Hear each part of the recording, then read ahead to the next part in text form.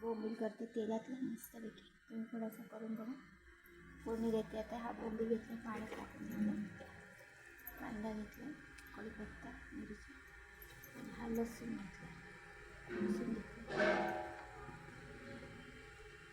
आता फोडणी देते.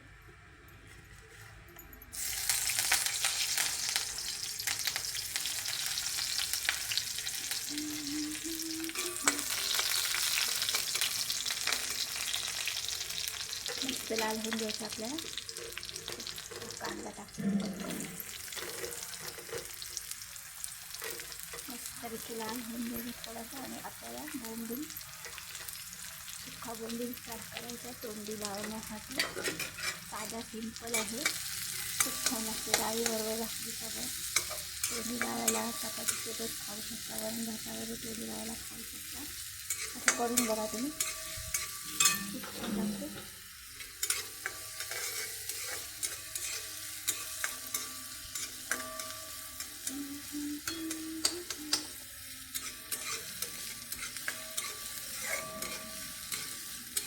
मस्त आपल्याला हा कांदा लाल होऊन द्यायचा थोडासा. लाल झाला का तुम्हाला दाखवते.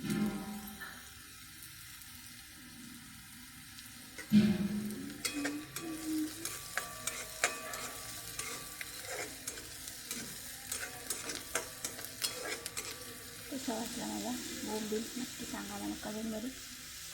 छान लागते. जसं साधा सिंपल मिरचीला असा कांद्यातला बोंबील बनवते सुक्का. आवडला असेल तर नक्कीच लाईक करा, सबस्क्राईब करा चॅनलमध्ये. खूप छान लागते. डाळीसोबत, वरण भातासोबत तोंडी लावायला, भाकरीसोबत खाऊ शकता, चपातीसोबत खाऊ शकता तुम्ही. असं काही नाही. मसाले टाकूया आपण. हळद, लाल तिखट, तुमच्या तिखटप्रमाणे टाका. तिखट कसं लागते तुम्हाला त्याप्रमाणे टाका. तिखट केलं तर छान लागतं. थोडंसं मीठ, थोडीशी मस्त आपण फ्राय करून घेऊया, एकजीव करून घेऊया मसाल्यासोबत. मीठ, हळद, लाल तिखट आणि कोथिंबीर. आता याच्यात आपल्याला बोंबील टाकायचं. साधा सिंपल तोंडी लावायला बघा तुम्ही. काही मसाले टाकणार नाही याच्यात, दुसरे बाहेरचे. नुसतं तोंडी लावायला बनवणार. नक्की करून बघा. माझ्यासारखी रेसिपी साधी सिंपल आहे. आवडली तर लाईक करा, शेअर करा, सबस्क्राईब करायला विसरू नका. आता मी याच्यात थोडंसं मसाला कमी वाटतो आणि मसाला टाकणार आहे. थोडंसं कमी वाटतं. कशी वाटली रेसिपी नक्की मला कमेंटमध्ये सांगा.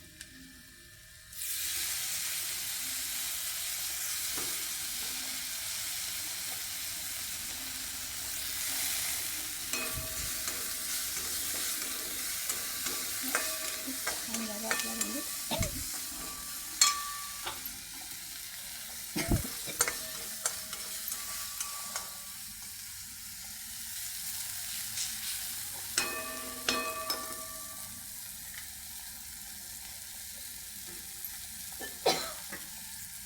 छान झालं आपल्याला. आता तुम्ही करून बघा.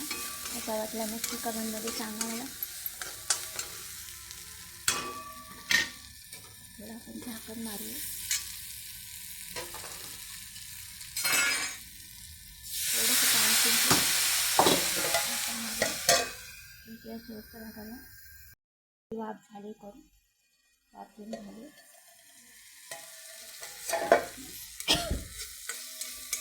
खूप छान झालं बघा. असं तुम्ही डाळ भातासोबत, चपातीसोबत, भाकरीसोबत खाऊ शकता. साधा सिंपल आहे. कसा वाटला नक्की कमेंटमध्ये सांगा. आणि लाईक करा, शेअर करा, सबस्क्राईब करा. किती छान झालं आपला बोंबील बघा. खूप छान झाला.